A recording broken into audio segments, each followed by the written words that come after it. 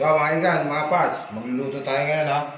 Ito, adobong isaw na adobo sa luya, no? Ito ating mga ingredients, no? Napakulong ko to. Ginayat ko na. Ito meron tayong sugar, siyempre may cracked pepper tayo. Meron tayong onions, garlic, sili, optional kung gusto nyo maangang. Meron tayong luya, siyempre. Adobo nga sa luya, na tinatawag. Para, meron tayong salt, meron tayong suka, meron tayong toyo at siyempre, yung mantika, saka meron tayong veggie seasoning, no?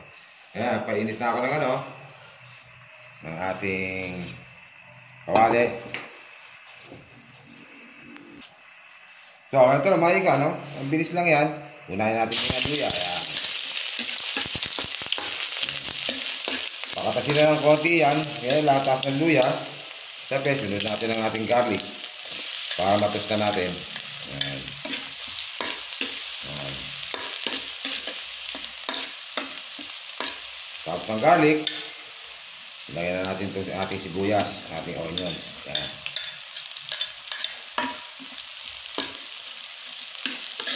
Yung ating isaw, pinakuloan ko na kanina yan. Medyo tamang lambot na yan. Tapos iniwan natin. Gisa-gisa lang ganyan. Itong ating sili, huli na natin to. Panghuli na natin to, no? At lagyan na natin itong isaw natin. Ganyan lang, kabilis. Kabilin mo lang. Pakapitin muna natin yung luya, sibuyas, garlic natin.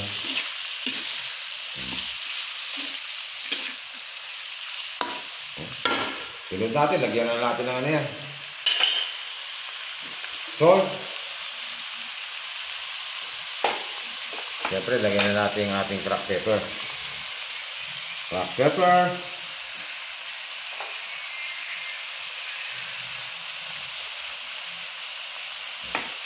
Lagyan na natin ang ating suka. Tansyahin nyo na lang. Ayan. Yan. Lagyan na natin ang ating toyo.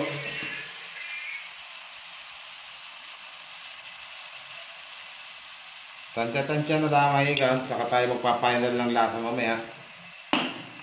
Lagyan na natin ang ating laurel. Yan, ganyan lang kabilis yan. So, tatakpan na lang natin yan. Lagyan natin ng asukal. Gusto yung may 7-up, pero pang asado na yun eh. Ito lang. Yan, adobong sa luya. May isaw. Yan, install natin. Pwede optional. Gusto nyo maglagay din ng patis pang alat nyo. Tapos tatakpan na lang natin yan. Huwag nyo munang haluin. Dahil may suka siya. Takpan lang. Yes. Balikan natin yan. After 20 minutes, no? Igan, no? Igan, tingnan natin mga igan. Kung okay na yung lambot nito. Saka natin ipafinalize yung tipla niya. So, medyo konti na lang sa bao, no? Ayan. Papatuyuin pa natin yan.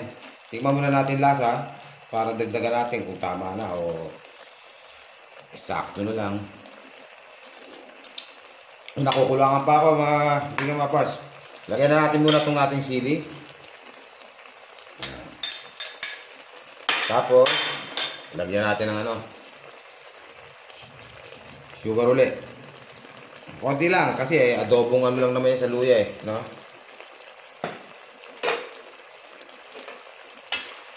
Haluin lang natin.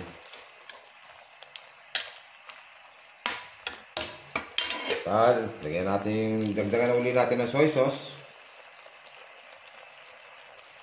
Konti lang, tikman uli natin.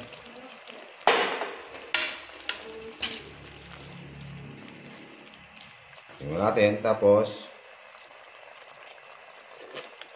okay na ako sa lasa, mga parts. Ngayon, patutuyuan na natin yan.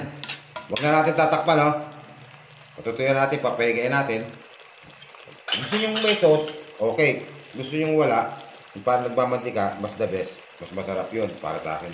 Okay mga higan, balikan natin mga ano lang, mga 2 minutes, 3 minutes na lang yan. So mga higan, eto na. Tuyo na siya, no? Sarap na ito. Kailangan na ito, partner na ito, inuman blues na.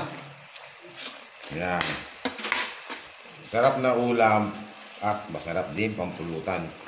Yan. Pagtatuloy na natin yan. Okay na to mga igan. No? So, that's it na mga igan. So, yan. Ito ang ating adobong isaw sa luya. Yan. So,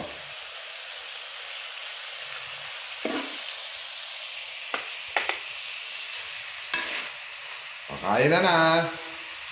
Thanks for watching mga igan. Please subscribe. And pakipalo lang po. Maraming salamat sa inyo. God bless you all.